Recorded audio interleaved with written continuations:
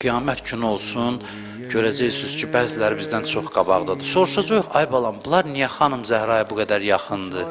Cavab verəcəklər ki, bunlar xanımdan çox istədilər ki, çox nəzər eləsin. Və salam, səndən fərqi bu idi. Onda deyəcəksən ki, vay olsun mənim halıma. Əlimizi başımıza vuracaq ki, kaş mən də istəyərdim.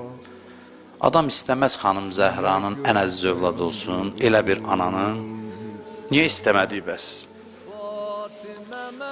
Mədinəlilər çox namərd cəmaat idi. Ana çağırırdı, cavab vermirdilər. Çox çətin idimi xanım Zəhraya cavab vermək? Kimdən mal istəyirdilər, can istəyirdilər. Valla xanım Zəhraya dəstək üçün cana ehtiyac yox idi. Heç kəsin canını alan yox idi ümumiyyətlə. Bir nə demək lazımdır ki, bu xanıma zülm eləməyin. Bu sözü demədilər, əsirgədilər. Bu ailəyə kömək eləmək belə çətindir. Əleyhissalama baxırsan, desə mən bu ağaya necə yardım eləyim? Amma kömək eləmədilər. Əslində bu ailə istəyirdi cəmaata kömək eləsin, onları çağırmaqla. Analar neyinir? Analar xoşlayır ki, çətin işləri balaları üçün asan eləsinlər. Ev tapşırığı veriblər uşağa, ana gəlir, kömək eləyir, uşaq dərsini eləyir. Haradasa deyir ki, mən elədim, ana gizlədir, kömək eləməyin. Deyir, oğlum elədi, düzdür? Oğlu təki 5 qiyməti alsın, düzdür? Çox dəqiq sözlər danışıram, vallahi yəni.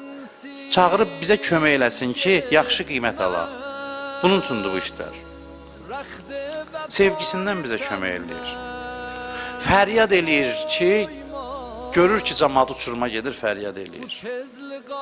Xanım Zəhra, mən o gün bir böyük alimdən də eşitdim ki, hamımızın anasıdır. Hamımızın, təkcə seyidlərin yox. Biyoloji olaraq olmasa da, deyim, mənəvi baxımdan istənilən onları sevənin qəbrinin üstündə deyə bilərsən ki, Əssəlamu aleykə yəbnə Rasulillah deyə bilərsən. Bunu alim deyir. Amma biyoloji yox, mənəvi bağlılıq, mənəvi anadır, həqiqi anadır. Öz analarımız qiyamətdə bizdən qaçanda o bizə tərəf gələcək. O bizə tərəf gələcək.